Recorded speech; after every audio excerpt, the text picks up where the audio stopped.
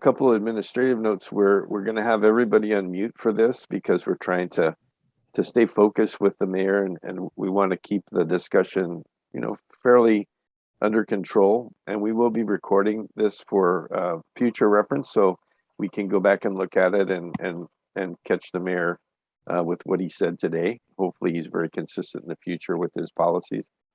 I wanted to point out that, I've been around the block and around the world a few times, and my observation of where I grew up here in Honolulu is that this is actually a fairly complex municipality.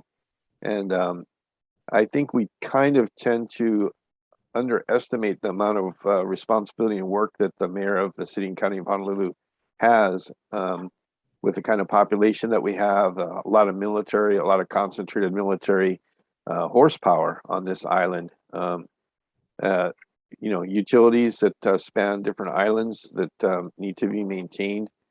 Just a lot of challenges. So I kind of view the mayor, no matter who it is, as being in a real hot seat. So we decided to focus this discussion today with just a few questions that, and we've given them to the mayor's office ahead of time, so he has some time to get ready and prepare. But we wanted to kind of keep the discussion focused. We will be taking questions in the chat box, and if the mayor's not being clear enough for your liking, we'll try and get some clarification using the chat input. And we'd like to make it a pleasant enough experience for the mayor's office that we can interview him again in another couple of months or a couple of weeks and get some more questions to him. And if we can keep on going, in that vein, we hope we can get a good dialogue going consistently with the mayor's office in this forum, and give him good feedback and give us good feeling for what direction the city and county of Honolulu is headed. So that's kind of where I wanted to put a little bit of emphasis on is we're trying to make this an amicable discussion with a guy who's got a pretty full plate. I mean, quite frankly, if I inherited a $10 billion rail project and had to deal with it, that would be enough to drive me nuts right there. And that's just one of his challenges right now. So we have a mayor that's got a pretty full plate. He's new on the political side, but very experienced here in Hawaii. Obviously, a pretty respected leader. Running a sports team for a while is no small task either. So we'll have a good discussion with him, and we hope that we can get some good answers out of him. If you haven't seen the questions already, or you're not familiar, I'm going to read through them really quickly now, just so that you know what we're going to be talking about. The first one is, what are your top 10 priorities for expending the federal ARPA funding? And interestingly enough, there was an article that came out yesterday in Pacific Business News on ARPA funding and how much the city and county is getting. So we should have a pretty good discussion on that. And then the second question says, Mayor Roth from the Big Island has indicated a new building permit system called EPIC, and it's coming online pretty soon. And it's meant to solve the ever-growing delays that we face when new businesses start trying to get things permitted. And so we have a question there on the permitting side. And I personally have found that permitting issue, as well as inspections by all kinds of state and federal and county agencies, have had a pretty profound impact on local businesses over the years.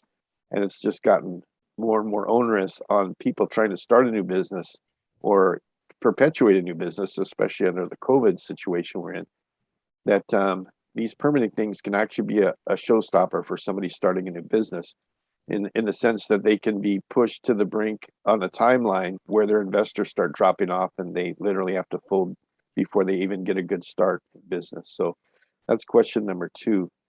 Question number 3 is, with the upcoming shutdown of the AES coal-burning power plant, what additional actions are you taking to reduce the city's energy consumption beyond the climate action plan? And in there, we're trying to get him to talk about, specific city programs with maybe fleet vehicles becoming electric or fuel cell electric, things like that, that will help and building efficiency, whether it's heat pumps or seawater air conditioning, things like that, which have been looked at, but we really don't have any plans for right now, and see if we can get him to talk about those things. The last question we have on the list is, we know that the city and county of Honolulu has been looking at plug-in electric buses. What is the current status? And are you also considering fuel cell electric hydrogen buses for longer routes and steeper terrain? Interestingly enough, Mitch Ewan, who I know is also out there in the audience, and I had a discussion with Mayor Roth on the Big Island a couple of weeks ago, and his transportation folks have already done pretty exhaustive studies on all the routes of all their buses, and they've actually started looking at deciding which ones are going to be plug-in electric and which ones they want to have as hydrogen fuel cell buses that have a better track record on long distances and higher terrain, which of course the Big Island has longer distances and higher terrain than Oahu. So we hope that we can get some good discussion for 30 minutes out of the mayor and his staff and the councilman, and we'll see what we can get from them. So I did. Ida, do you have anything else that you wanted to add that I forgot in there? No, I think you covered most of it, Stan. I kind of wanted to take the audience with me for a small little exercise if we are at that point in our agenda. Sure. Yeah. Perfect. So first of all, thank you everybody for joining. We really appreciate the turnout. We wanted to make sure that we are in tune with the public and the industry, but on the forums, on the topics that we're presenting, and also in the session today with the mayor. So I have a small little exercise that I want to run with you. Let me just share my screen here. So if you all can open up your phones or your browser and go into menti.com and use the code that is on top of the screen. And today we wanted to ask you, what are the most important areas the city and county of Honolulu should focus on?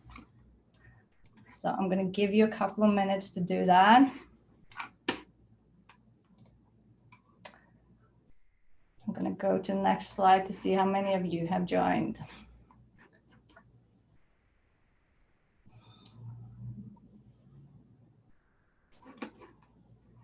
It's not updating here. Let's see.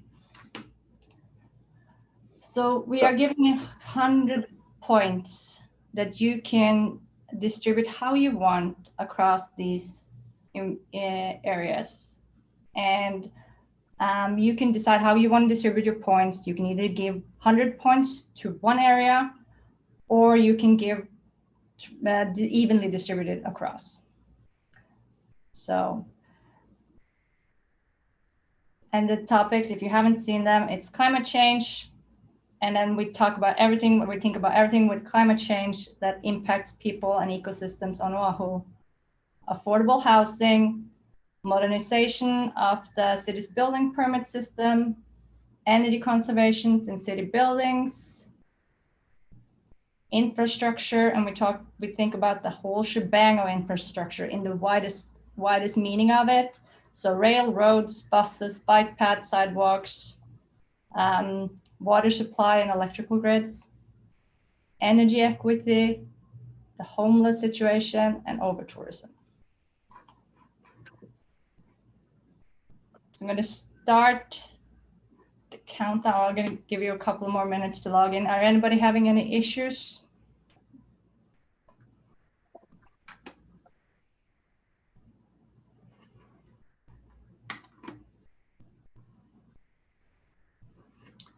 I'm going to start the countdown, and you have 1 minute to cast your points.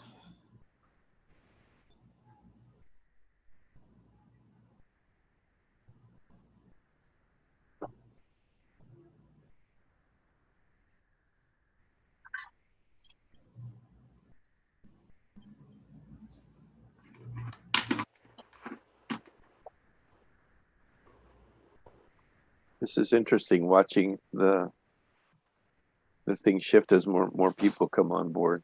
Yeah. I see we have 40 participants in the Zoom and then 21 here. So if anybody had any issues, just type it in the chat. It should be just opening the browser, clicking next on the first opening the browser, putting in menti.com, putting in the code, clicking next on the first screen, and then you will see where you can cast your points.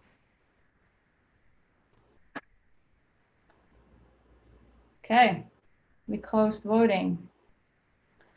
Yeah, this is very interesting to see. Here you are addressing climate change and the homeless situation and energy conservation in city buildings as the top 3 most important areas for the city and county of Honolulu to focus on. Thank you everybody for casting your votes. Any comments, Dan? No, in fact, this could be a good lead into our next Renew Rebuild in terms of questions from the mayor's office. So it's a great start. We'll add those to the actual questions we get from the chat box and from emails, and it's a good place to start building. And I have one more slide for you guys. So from the last, I see you guys already started. Awesome, thank you. So what did we miss on the past slide? What was the topic we didn't address?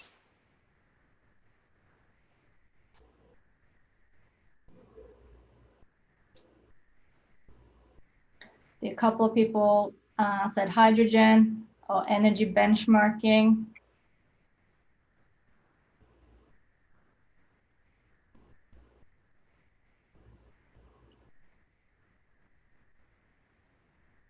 I'm happy to see hydrogen doing so well. Did you cast your vote? If you know me. You must have paid them, Stan. I don't have enough money to pay all these people. I see Then it votes. must be your charm. Yeah, energy benchmarking, hydrogen still at the top here.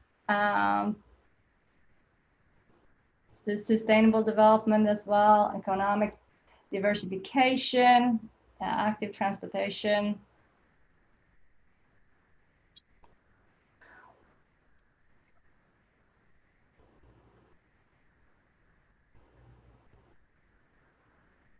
I think we'll stop there. Yeah, we got 2 minutes until the mayor pops in, and we've been told he's going to pop in right at 10 o'clock. So thank you guys so much for participating. As always, we'll always share the results of exercises we do with you.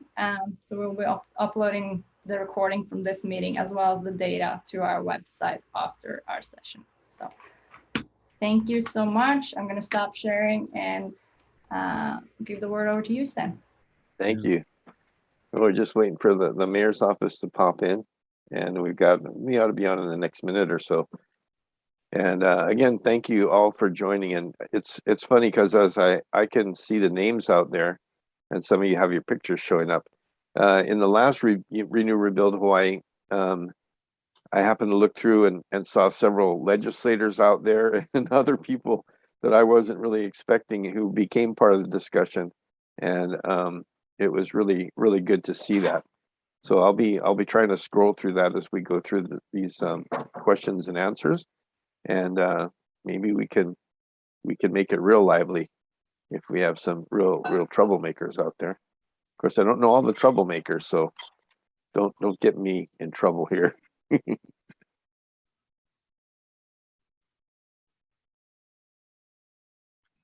think I'm going to try and see. I'm going to try and glance through who else is on.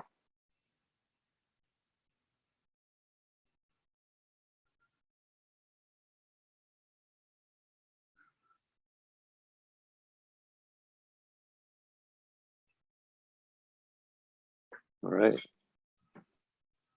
Okay, I have 10 o'clock.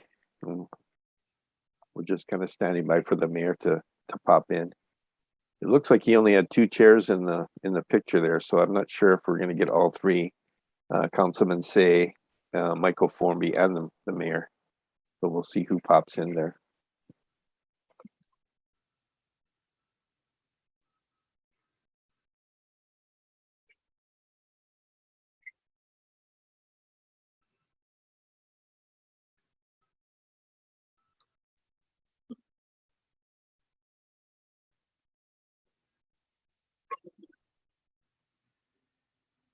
Yeah, it's not too early to start putting questions in there from what we've gone through so far.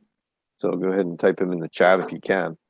And Ida's going to keep track of the questions that come in and help us do follow-ons with the mayor as we go through the Q&A session.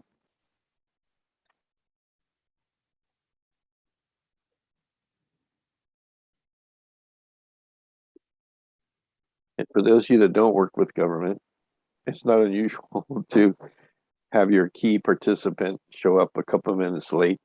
The military rule is the general can always be late, but he can never be early. So so I think mayors kind of follow the same rules and governors and everybody.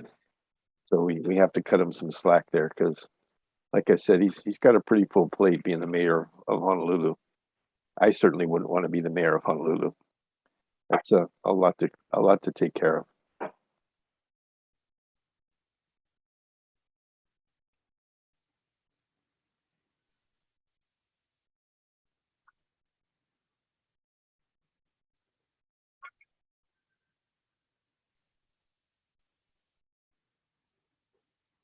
And for those of you that don't know, I do have a show on Think Tech Hawaii every Tuesday. Mitch Ewan has one on energy every Wednesday, and Howard Wig has a show on Think Tech. Also good to check. But if you watch my show, you'll occasionally hear my rooster in the background. So I'm gonna probably have to go on mute here occasionally.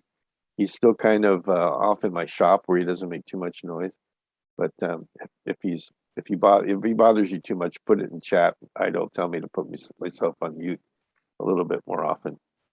I thought chickens were kind of cool to listen to in the morning, but a lot of people find them really annoying. Sorry. Hi there. Hey, good morning. Good morning. Good morning, Mr. Mayor. How you doing? Well, sorry to be a couple minutes late. We were on the phone with Senator Hirono and we had a lot to talk about. And so we apologize for being a couple minutes late. Good morning, everyone. Good morning. Mike Formby, director. My version of having Tom Brady on our team right here. This guy. All right. Well, this morning we have about 40 or so folks, maybe a little bit more since we looked at the polling there. But Michael Markowitz is the head of ReNew Rebuild Hawaii, and he put this thing together with Ida Taylor. And the three of us, I'm Stan Osserman, retired from the Air Force and the Hawaii Air National Guard, and also a host of Think Tech Hawaii. And we've got some questions. We sent them to you ahead of time. And what we'd like to do is just get your feedback from you and your team on things going on in Hawaii. We know you have. By the way, I've prefaced the discussion today with the fact that we know your time is really valuable, and that you have an awful lot on your plate. So you kind of hit it off right off the bat by saying you just talked to our one of our U.S. senators, and how much is going on. So. The first question. I think this is the job, to talk to folks like you, to have these kind of engagements. So please know that it's not about the time. Let me just say, by way of not an excuse or a disclaimer, what has been most unusual is an incredible preemption of COVID in all matters related to it, from the standpoint of everything it's imposing on us, from the standpoint of public health, to to decisions we've had to make, operational decisions, both within the Harvard City and County employees, now with the community, other line pressures, if you will, from the standpoint of the other counties. And I mean, I would tell you that almost every day now, it's probably minimum of 4+ hours a day just on COVID related matters. It's really been a distraction.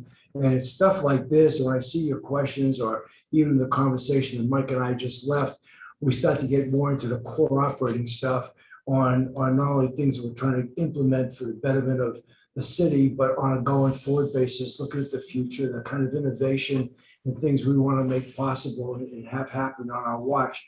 This is the stuff that gets us really exciting.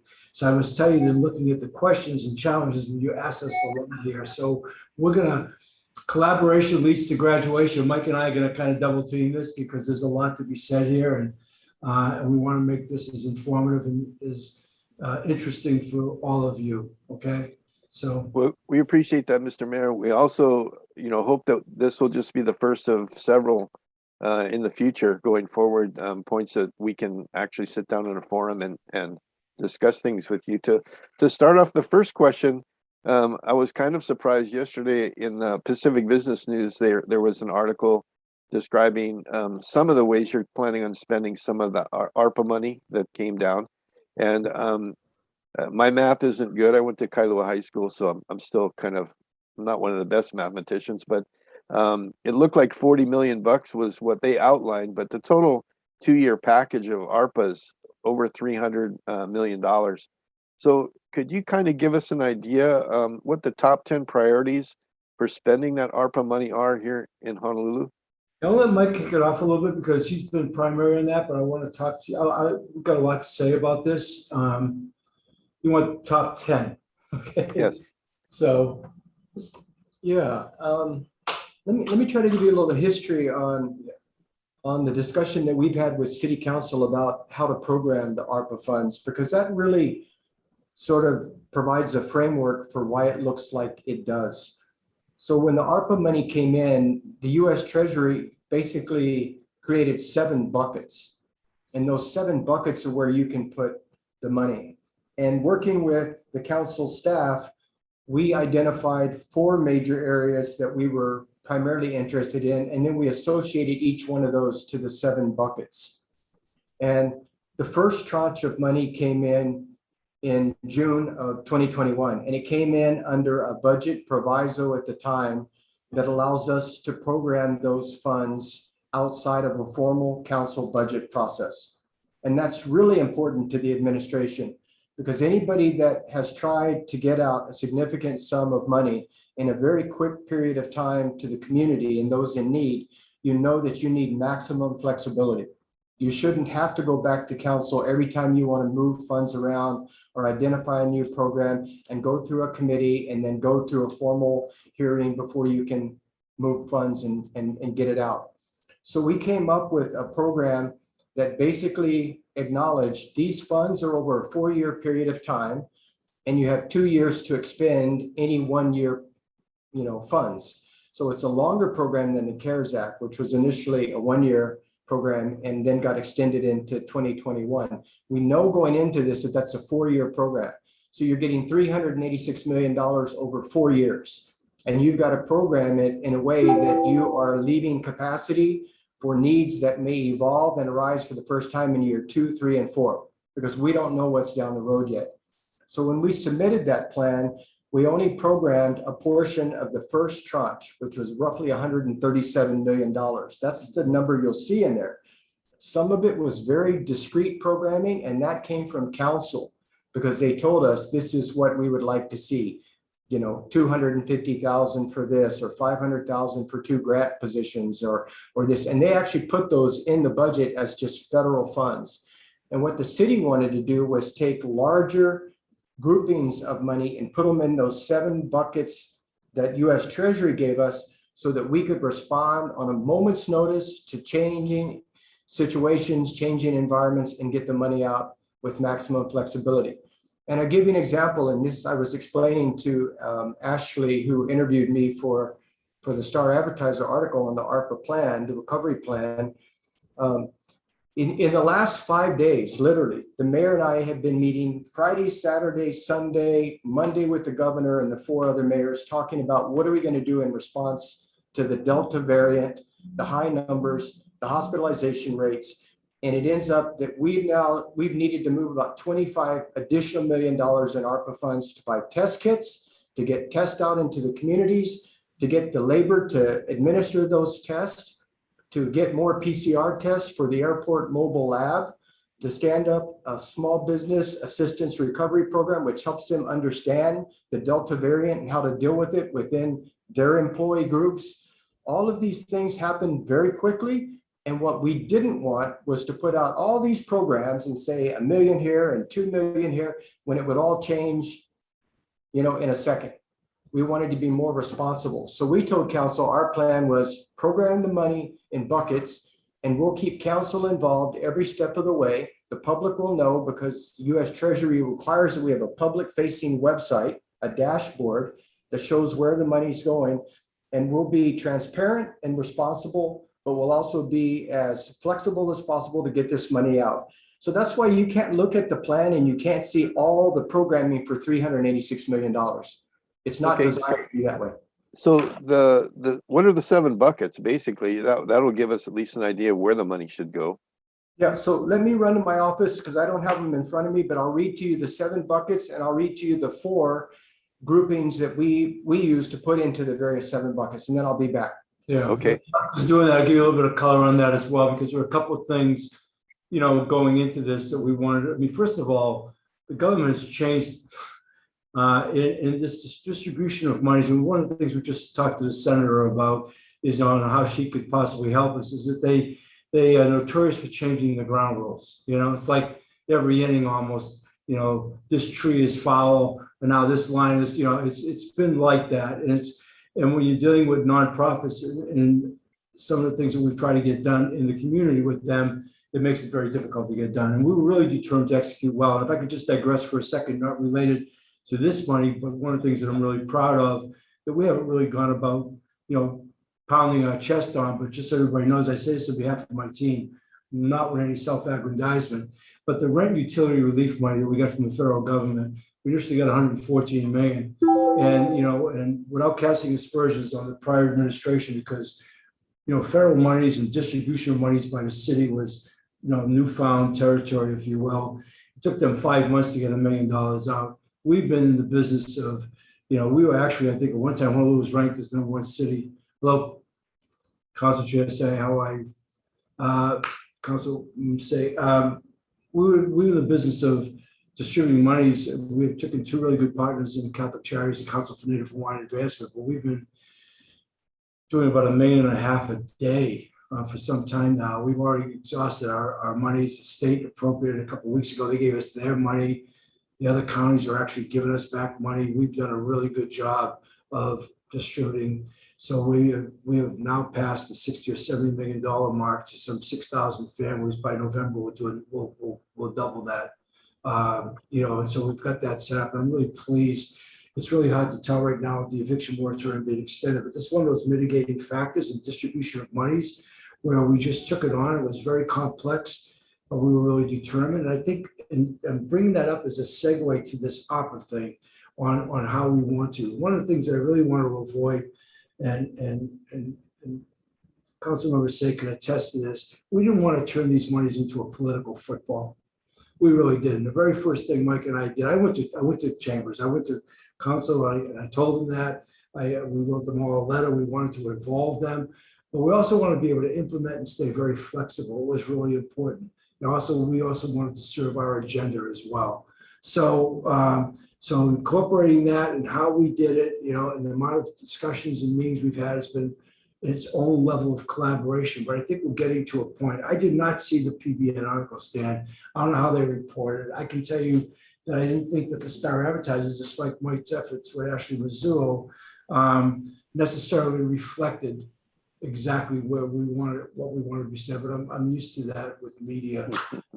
So at the end of the day, but you know, we have an understanding here of, given the incredible timing that we're in, given the oppression of COVID and all that it even looms right now, this variant, the potential of things, with these monies here to really do a lot. Because I would tell you that coming into it, you know, we knew what our agenda items were before COVID, but even during COVID, nothing changed with respect to homelessness or the issues we have involved with the rail. We're certainly trying to get affordable housing built and other kinds of things, just core city operations in general. But you know, this whole thing on COVID and what it's done to our economy, and now, you know, rebuilding the economy, and within that, becoming very aware of the aging infrastructure, or for that matter, the really neglect, if I can say it, over many administrations, not just one, to really keep this city current. Just the modernizing of Honolulu, the things that are so lacking.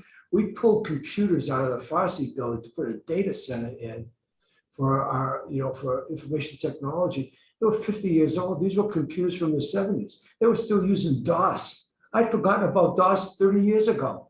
I mean, you know, things like that, right? So now we have these monies coming in, and we've got a lot of guidelines and a lot of hoops to jump through, not to mention even our own city thing. We're just trying to implement those and set those up and spend them the most effectively and the most appropriately.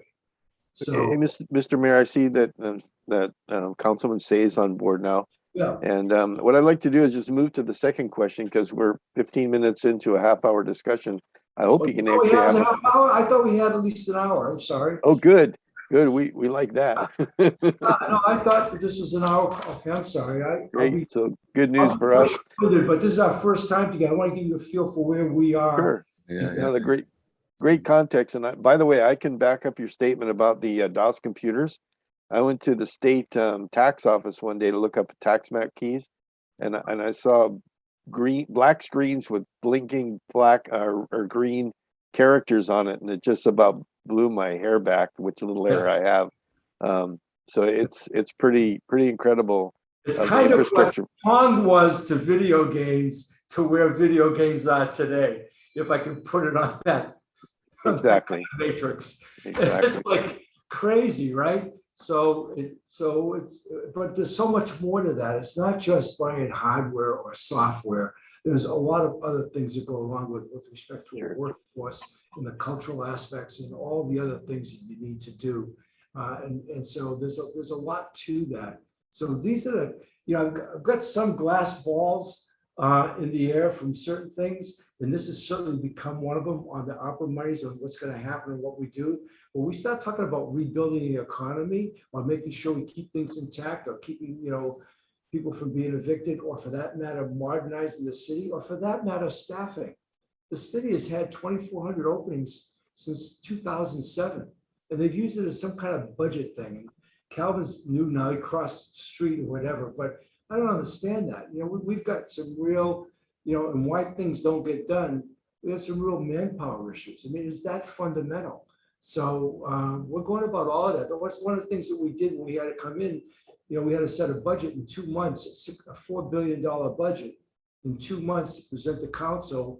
And we went into it with a $400 million shortfall. So one of the first things we did was we imposed a hiring freeze because we said we weren't going to furlough anybody. But one of the first things we lifted 5 months into our operation after we got everything balanced and working was we removed the hiring freeze, and we're hiring. And we're going to use some of our money to build our human capacity as well. And so Mike is now back. So just like a little flavor for what we're doing here. So can we go to 11? Can we do that, or do we have to end at 10:30? We're good. We're good with 11. Okay. All right. Good. Okay, sounds good, Stan and Mike. Nice to see all of you. Hey, Calvin, how are you? Yeah, I apologize for being late. I was at our hearing in regards to COVID-19, which was the first resolution addressing the testing. And a lot of the members were asking hard questions to Dr. Toya, and Dr. Toya was excellent in responding to those questions. And next, the other resolution was in regards to isolation quarantine. And that's another discussion that's going on today. But I must say that, yes, the administration and the council are working together for the greater good of how we use the ARPA funds. People forget, Mayor and MD, that be aware that the city has 4 years to spend down on that money. It's not like it's got to be done this year and next year. You've got 4 years to how to utilize it to the best. Do you stretch it out for 4 years, or you want to blow everything in the first 2 years, not knowing what is going to happen in regards to the projections and the forecast of some of our friends up at the University of Hawaii, Mike, in regards to the mathematicians who said by October, the COVID crisis will be in the thousands? Let's have this type of a discussion. And Dr. Toya was excellent, Mayor Blangiardi, in his response. It is a forecast, but it is a forecast that is very serious, and you should take it into consideration. And that's what he was telling the council members. So do you just, earmark all these funds for certain areas and not think about what may occur later on? And I'm saying to the council, let's go slow.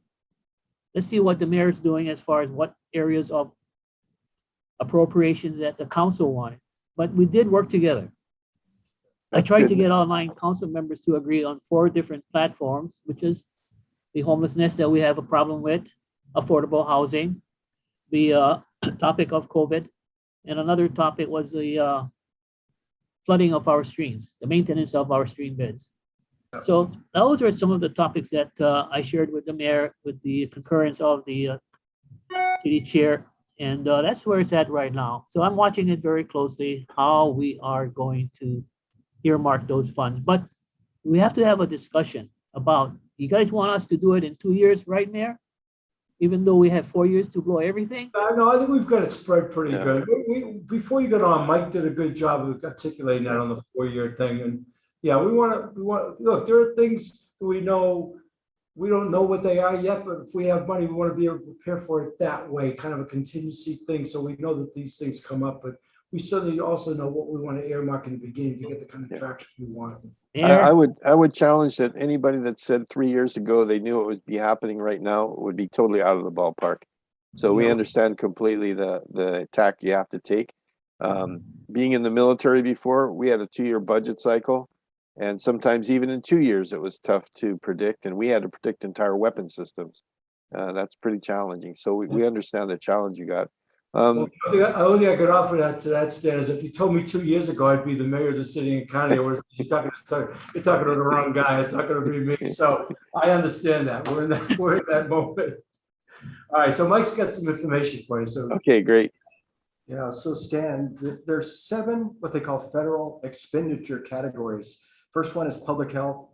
Number 2, negative economic impacts. Number 3, services to disproportionately impacted communities. Number 4, premium pay. Number 5, water, sewer, and broadband infrastructure. Number 6, revenue replacement.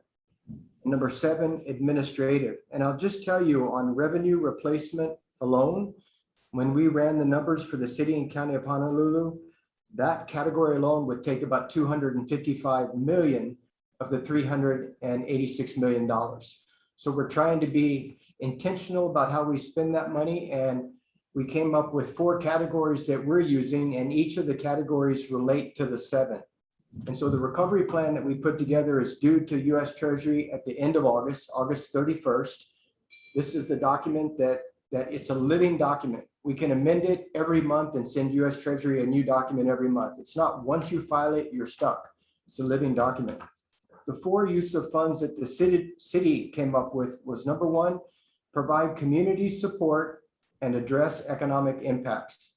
Number 2, support equitable economic recovery. Number 3, modernize city operations. And number 4, invest in critical island infrastructure. So those are the 4 large buckets that we're looking at for putting our funds in, and then we relate them to the 7 that US Treasury provided us. And the goal is to keep as much flexibility as possible, but at the same time, when you commit working with council to expend a certain amount of funds in any one of those buckets, you discuss it publicly and you put it on your public facing webpage so that everybody knows. And so just yesterday, the mayor and I gave a letter to Tommy Waters, Esther Kia Aina, because they were here in the office, but it went to all the council members, including Council Member Say. And it let them know that we've already identified between $15 and $25 million that we need in ARPA funds to buy test kits, to pay for labor to stand up the administration of the test, to have community testing, PCR tests for the airports, and that business assistance program to help businesses understand what they have to do to get positive employees out of their community. In other words, you can't allow them to come into the workplace and be serving people in restaurants, be in the office because they think they're healthy, but they're sick. You can't. So we're working on that. yeah, just one other thing to that. On looking at the U-Hero report that was just put out this past week, I mean, that was, there's a really hesitancy to require mandatory vaccinations, but although 2/3 of the businesses said that they were likely going to do that, there was still a big cry for education of their employees, which is a little bit frustrating for me because I really wonder what education is needed. It's been my public lamenting 19 months into it. I mean, everything's been said that could be said, but we know we have to do this in order to move the community forward. So we're going to do that. It's just a real important element. Like I said at the opening of today, we spend hours a day on this stuff. It's very time consuming. It's a real time suck, plain English. All right. Well, thanks for the follow-up on the ARPA funding buckets. And again, just to summarize, those are 7 buckets set by the federal government, and you guys have to report on it. So you've got to tell them what you're going to spend the money on. And when they come down to the city and county level, we're looking for city council and public feedback on inside those buckets where the money goes. So we'd encourage folks to, again, write your city councilman, let the mayor know in his office, and maybe just send us some of the concerns that you have, and we'll post them for the mayor. If I can, we're going to move on to the second question, Mr. Mayor. Mayor Roth from the Big Island has indicated a new building permit system called Epic, and he's going to be putting it online fairly soon, if not already, to solve the ever-growing delays that are caused by permitting, particularly building permitting processes. And I'd like to point out here that there's a lot of processes between Department of Health and federal processes and state processes that are over and above your city building department processes. But what is Honolulu doing regarding expediting building permits and other county-related permitting? Well, it's a major task of ours. We've been working on it for, honestly, from day one we came in, and it started really, quite honestly, before we were sworn in our selection of Dean Uchida to be our director, and in turn, the person whom we selected to be his deputy. But we knew coming into the job that a forensic study was done in 2019 on DPP, that it was a broken organization. It had been misfiring for a lot of years. It was a lament of everybody. It was costly, et cetera, et cetera. And nothing got done with that in 2020. And in all fairness, give the outgoing administration a hall pass, if you will, because of COVID happening, but really nothing was done. So we walked into a real challenge. And we knew that the city had morale problems. We had modernization problems, so on and so forth, and a long history. And no sooner do we get into office, we begin to look at what we're going to do about that very thing. And we had 5 people indicted by the federal government just to exacerbate the matter and to prove what we're all dealing with. So since that time, and during that time, we've made a lot of strides on what we're going to do. I'll let Mike talk about the LMS system, what we're going to do, but clearly modernizing DPP. But also, I'll be very honest with you from a leadership standpoint, the cultural things that had to happen within DPP from the standpoint of mindsets and years of people operating in silos and almost an open hostility towards the general public was mind-numbing to come in operationally. And I'm not gonna mix words on it whatsoever. And a lot of people are in there and feeling very secure and say, well, you can't fire me, and I can whatever. So we've had to take all of that on, and we're making a lot of strides. And just yesterday, at a really lengthy press conference we had on both COVID and DPP, we presented our new ordinance on illegal vacation rentals, on short-term rentals, which now has been critiqued by the media. They're all like kind of blown away that it's as comprehensive and as thorough as it is. And this came out as a bunch of months of work on with Airbnb, VRPO, and Expedia, but also, in understanding what it meant to the consequences of this. It wasn't just to benefit the hotel organizations. It really had a lot to do with us managing tourism, but quite honestly, our local community. So now I just want to shift about DPP and what we're doing. But those are the major factors: planning and permitting, expediting that because it's so crucial to everything we want to get done, not only just with affordable, but the marketplace in general. But these are the other 2 big issues of illegal vacation rentals and monster homes, of which we've had to battle with a couple of situations that predated our coming in. Those are big things in addition to the cultural reform and the technical improvements. So it's a very complicated landscape. And Michael, I'll just share some data with you. And I'm not sure, did we provide you copies of our responses to the questions? We did not. well, we'll do that because there's a lot of detail in that. Yeah. We'll give you that. But right now, I just want to give, this is our first time talking. I want to give you this overview. These are not black and white questions or, short answers. Yeah, we'll share this with you, but there's data in here, like for the year 2020, the total number of permits, residential and commercial, that DPP processed was 15,526. And it was roughly split 13,000 residential, 2,500 commercial. That's the rough split.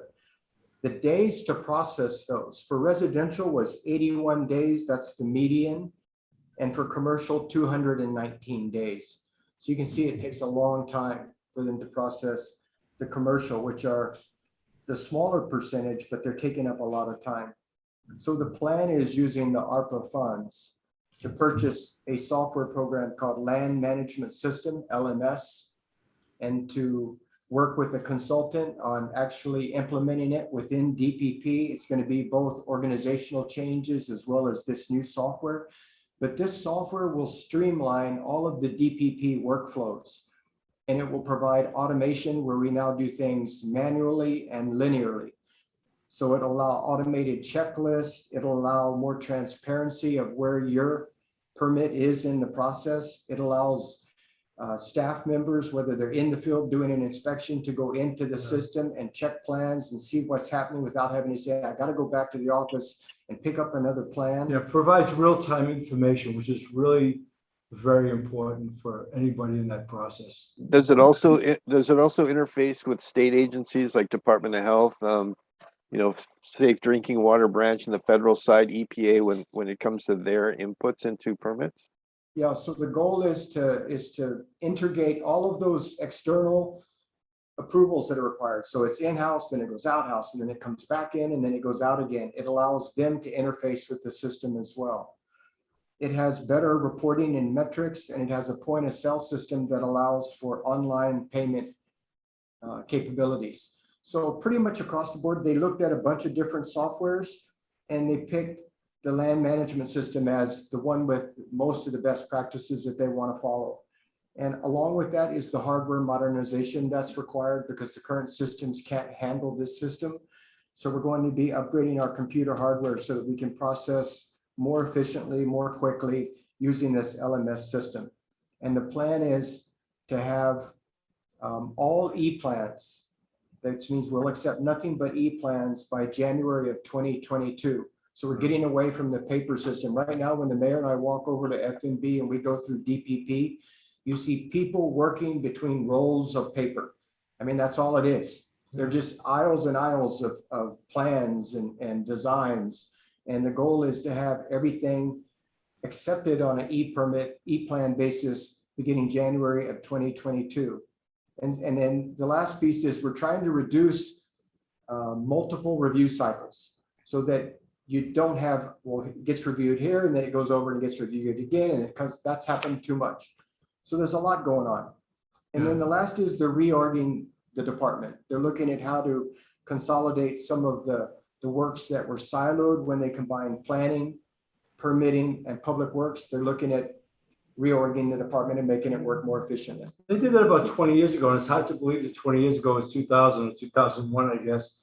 Sounds so modern and current, but it actually really needs a major overhaul because the silo stuff is the killer, and the delay processes involved with that. I mean, they actually had over there, I talked about the data center information, they actually had those pneumatic, what do they call those things? The things, the pneumatic, The tubes, the tubes. to send it somewhere else in the department. Yeah, I see Mike laughing. Mike, I gotta tell you, it's been crazy, man. If you walk into this stuff and you go, really? No wonder, So I'm just telling you. Anyway, you want to go to question 3, or can we answer anything else about? I was going to say, I was going to let Councilman Say have a few words if he had any comments on the permitting side. Yeah. I agree with what Mike just stated, that the council did nudge the administration to move ahead with the replacement of the technology that is part of the permitting system. A review, one of the areas that I would like to see from the council was the review of our MQs and SRs, the minimum qualifications and the salary ranges of these employees, who are the planners and the inspectors also, so that we have a better grasp of what their roles and responsibilities will be. Don't get me wrong, these civil service employees are very dedicated. They are. It's just that it's so time consuming for them to get all of the permits, what the MD stated. So in closing, we are pushing the administration. I think the mayor knows that when he came before the council on their budget presentations, and I'm happy that they are moving ahead. And I think Chair Waters would be very happy to hear all of this, Mike, because this is what he told Director Uchida before, right? Yeah. Look, I agree, Count. Don't want to denigrate anybody. We just had to do a lot of attitude adjustments, okay? But going back to my old coaching days, you got some really good players. They just got their heads in the wrong places. So this is what this is about. But that's not that easily done in the beginning. There's a process to that, and But we're addressing it. And I think, again, I put it back on the leadership because Dean has been very patient. They've done a lot of one-on-one meetings. His deputy director is really an outstanding young woman, Don Takayama Puna. She's a young lady that grew up with UCLA and the graduate got her master's in urban planning from UCLA, then went to Hastings Law School. She used to be really smart. We're really approaching this as intelligently with, with experience as we possibly can, patience and everything else. But we're determined to fix DPP. Maybe I can even tell you one of the first things we did. Stan, I would be very, very elated come January 1st of 2022 when we do have the e-permitting process in place. Great. And that would be a major accomplishment for the administration along with the city council in getting that done. Well, Go for it, Mayor. having lived through a couple of these things in my career, I know that a lot of times people look at legacy systems as insurance for their job, job security. And so that's why you still have DOS systems and still have tube mail going around, because a lot of the folks resist that. And so, Mayor, I appreciate your attitude adjusting perspective on this, because maybe that's where being a good coach comes in handy, being a good mayor too. So I tell you what, we'll move on to the third question, and that is, with the upcoming shutdown of the AES coal-burning power plant out in Kunia, what additional actions are you taking to reduce the city's energy consumption beyond the climate action plan? And in this point, it's like, as an energy guy on Think Tech, we always talk about going for efficiency before you start putting in new systems like solar panels and things like that. So from an efficiency standpoint, what are some of the things the city and county is looking at to make their buildings and their transportation systems more efficient as we move forward? May I respond, Stan, by just stating for the record, I want to thank the mayor and the MD for a job well done with the bus system. How many new fleets of electric vehicles did you folks acquire just in the past 6-7 months? 17. 17? 17, And yeah. there's 6 more this year, and then we're looking at another 13 next year, so we're hoping to have 36. 36. So for me, that's a start in trying to address the carbon footprint.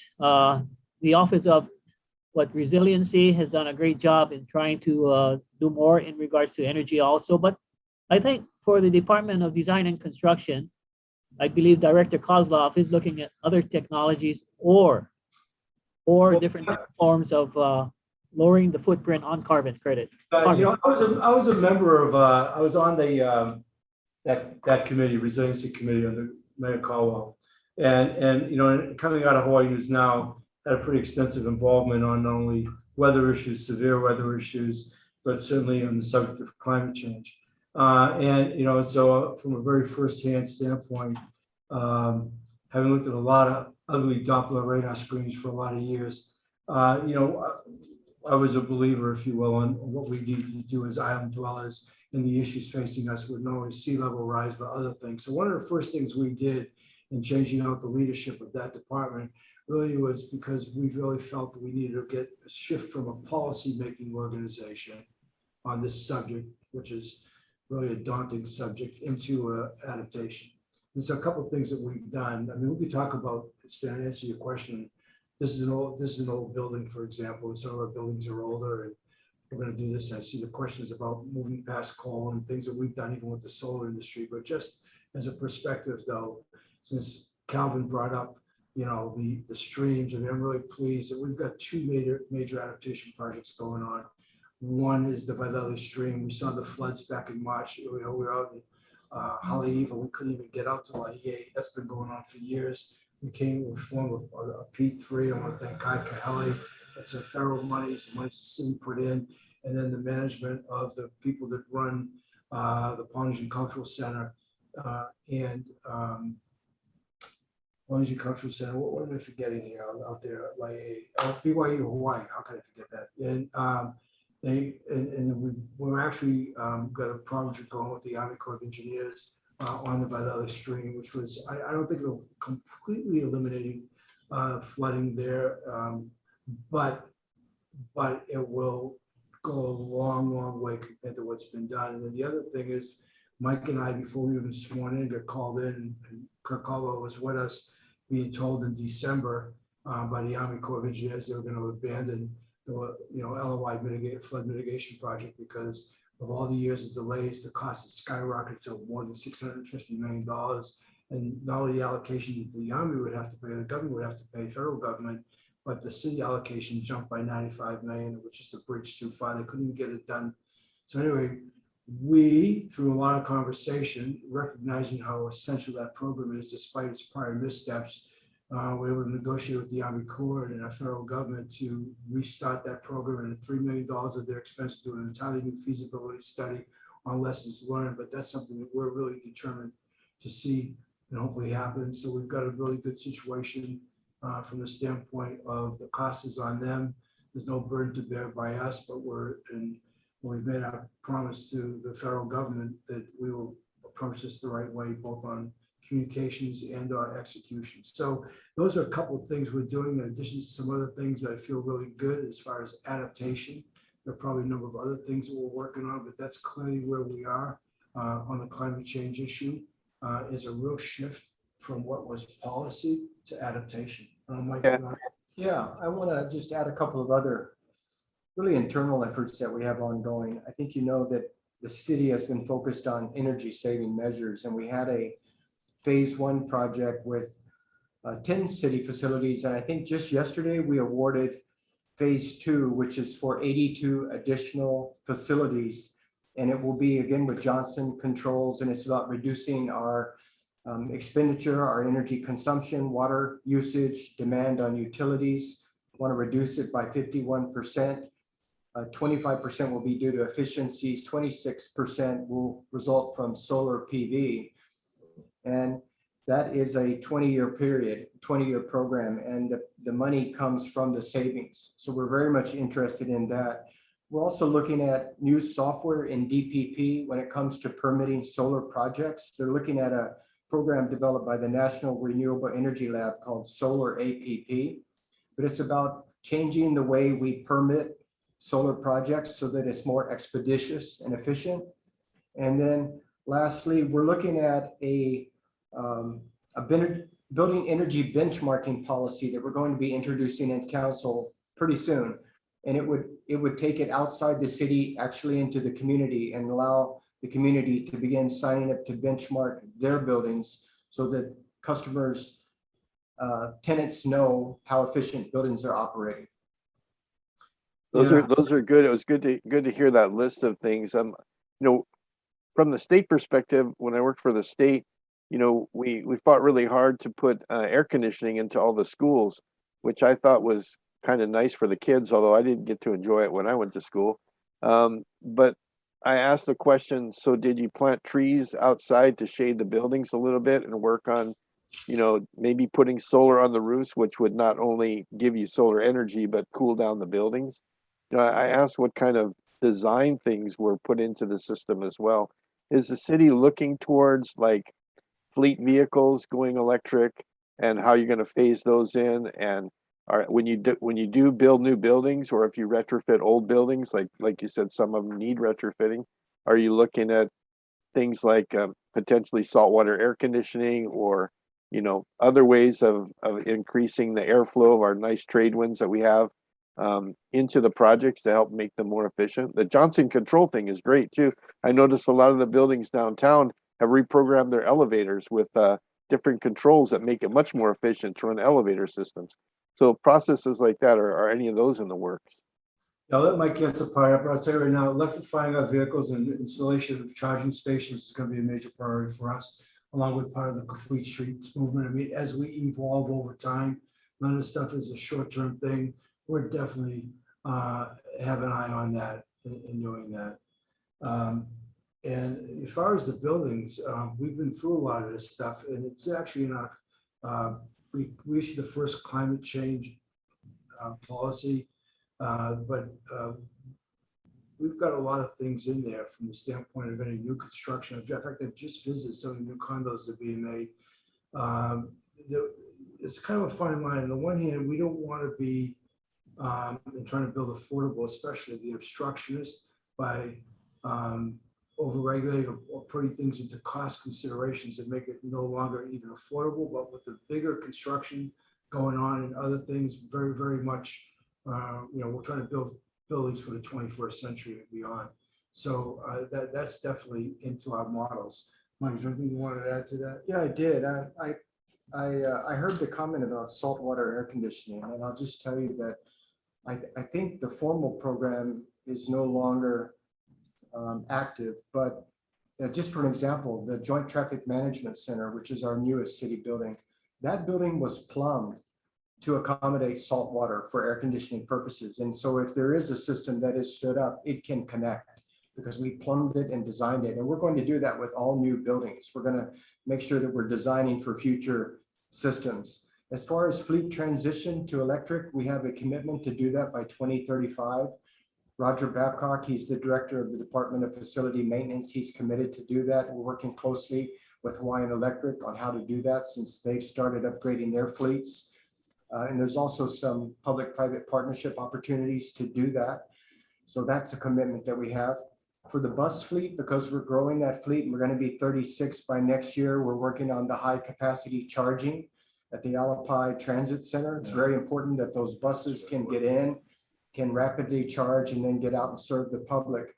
And to that end, one thing we are watching, because it's very important, is that the R&D for electric buses, specifically for the batteries, has got to continue to progress, because we won't get to a position where we can service 95% of our routes if the technology doesn't improve.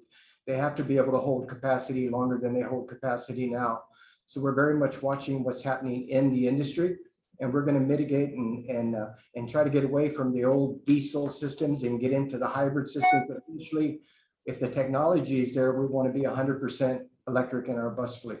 Yeah. Mike just brought up Roger Babcock. For those of you who may or may not know Brennan Morioka, Roger came to us at the university. He'd been not just an academic, but he had worked a lot in the field. But I mean, Morioka called me up, and Brennan was lamenting why we had to take their best guy. He's brilliant. The other guy I want to bring up, because I mentioned Dino Cheater earlier, I put a lot on the leadership as I started out talking about Mike today, is that Roger Morton left OTS. He's now our head of DTS. He's probably the most knowledgeable guy on transportation in the state. I mean, Roger was there for 4 decades, ran an incredible operation, and he came over and works with us. So we do a lot of interface with Roger on the rail project, but also on anything and everything involving, vehicles and stuff. So I'm really, there's a lot of thought and a lot yet to be executed, but I think we've got a good game plan on a going forward basis, Dan. We're very much looking at the future and trying, as I said earlier, about modernizing the city. When you get to transportation or streets and everything else, it's all about that. Okay? So. All right, I wanted to give Councilman Saya a chance to speak about Yes. any energy saving initiatives that he's looking forward to the city and county implementing in terms of buildings or transportation. It was more in the area of buildings, as far as seeing that if we could cut back on the air conditioning and, finding other alternatives. Maybe higher ceilings would be an idea, whereby utilizing warehouses for office space and, compartmentalizing it, something out of the box rather than the conventional type of buildings that we have today. And more importantly, it has to be energy efficient, because energy consumption is one of the largest as far as our city and county expenses, as far as utilities. And it is a concern when you look at the overall operating budget that a fixed cost amount is earmarked towards energy consumption. So we are looking at it at the council level also. Yeah, I just wanted to point out too for the audience, so that even though we're looking at electric transportation, if you're making that electricity with oil-fired power plants out in West Oahu, you're not really being clean and green like you think you are. So we really have to look at the generation of that power with Hawaiian Electric, as well as electrifying transportation. I'd also like to point out too that a lot of people don't realize how energy intensive transportation is compared to like their house. And I quite literally look at our grid capacity having to double to accommodate, at least double to accommodate our transportation when it all starts to electrify. And that includes even hydrogen fuel cell electric vehicles, not just plug-in electric vehicles. So, I kind of hope that you have a good partnership with Hawaiian Electric and you're looking at these things as well.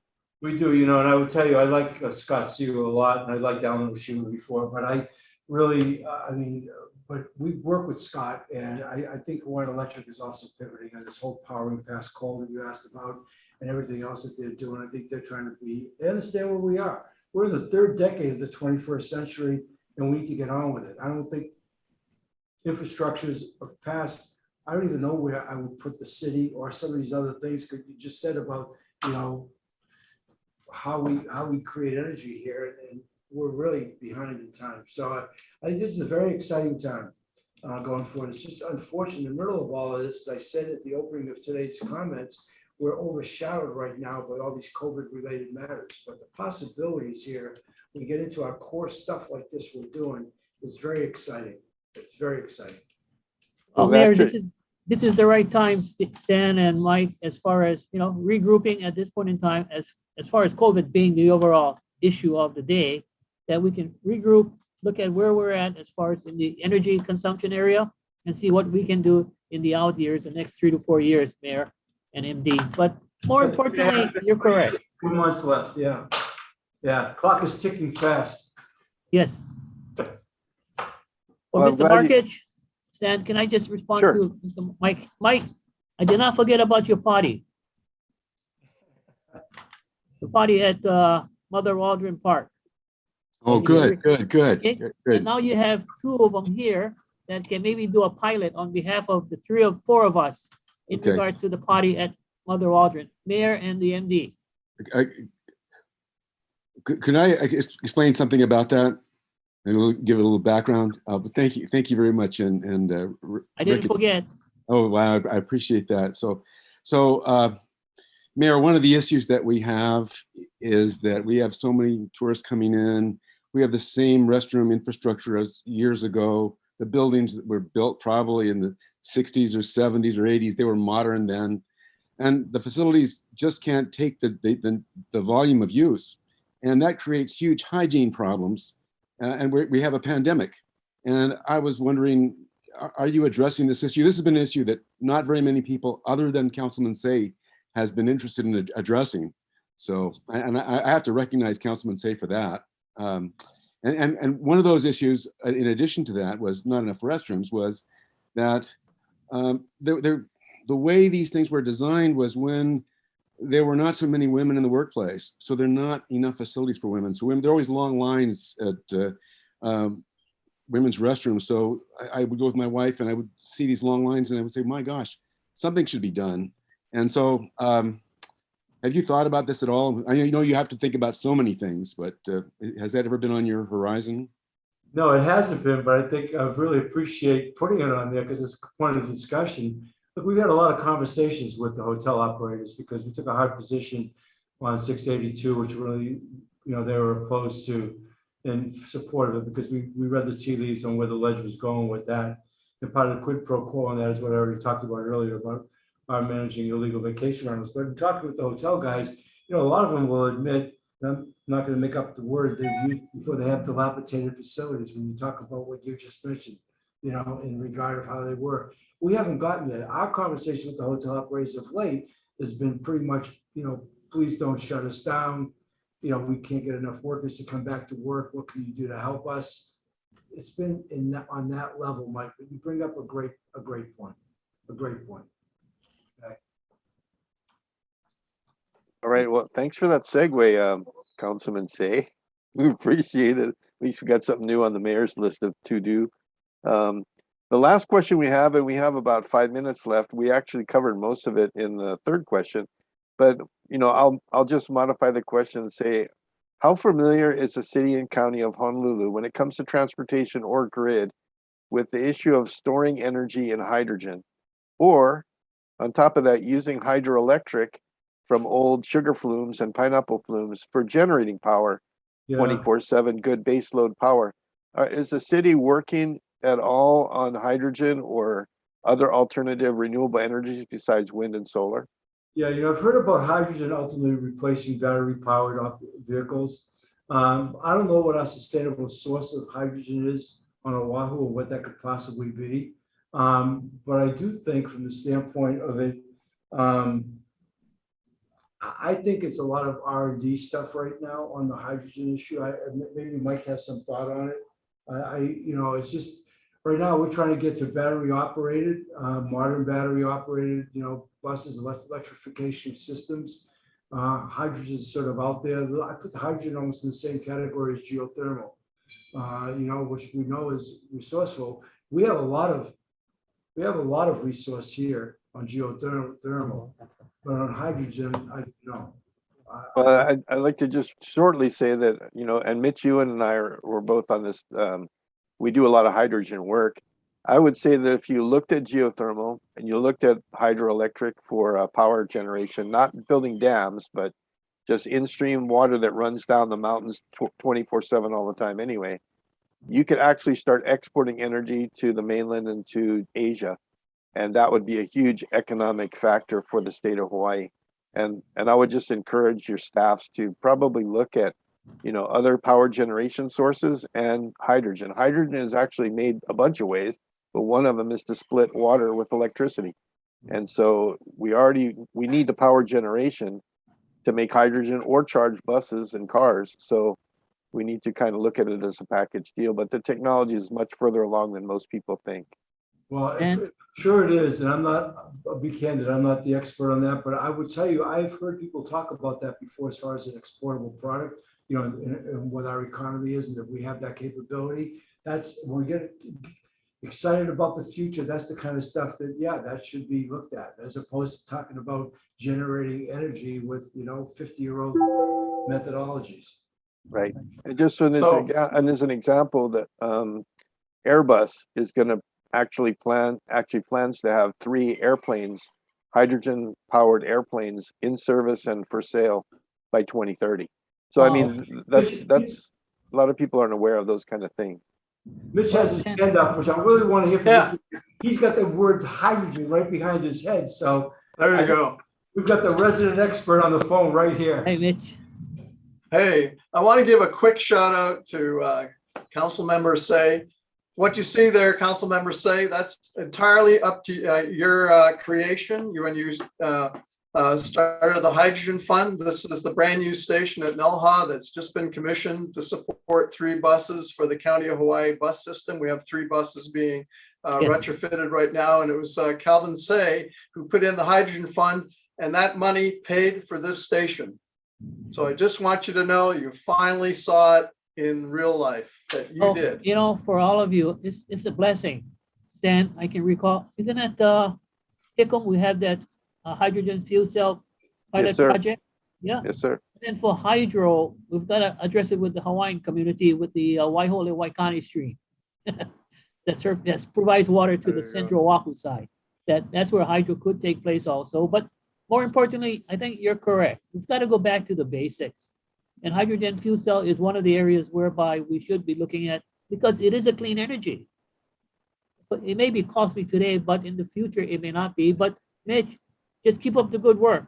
And credit should not be given to me, but to everyone who was a part of the development of the legislation. So I give my hat off to you because you've been following through with all of this, and keep it up. Thank you. Ocean thermal. How about ocean thermal, Stan? How about wave energy? Mayor can do all of that for us with the MD behind him, backing him up. I'm only joking, Mayor. Sometimes I ask myself, are we, the city, supposed to be the ones duplicating what the state of Hawaii is doing? That's an interesting question, because I don't want to duplicate services that the state is already researching in the development area. But Mayor, It's a good point. we're all behind you 110%. Whatever you guys decide, I'll push as much as I can, and you know me, so Thank you. I'll see you folks. I'm going to go back to my hearing. Toya has done a great job in responding to those resolutions that were introduced. So aloha to all of you. Michael, Markovich, you got to follow up with the 3 of us, the mayor, the MD, and I, in regards to your potties.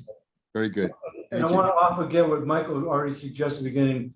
We actually have very detailed answers to all the questions, the 4 questions, Stan, you asked. We're sure you get that and a lot more specific. This is our first conversation, and so we look forward to future ones, and I appreciate the interest of everybody that's on this call today. Mr. Mayor and Ms. Formby, we appreciate it. And we do look forward to talking to you again in the future. And we're very cognizant of your time, and it's 11 o'clock. It's actually 11:01 according to my supercomputer here. And we appreciate all the time you spent with us. And Yeah.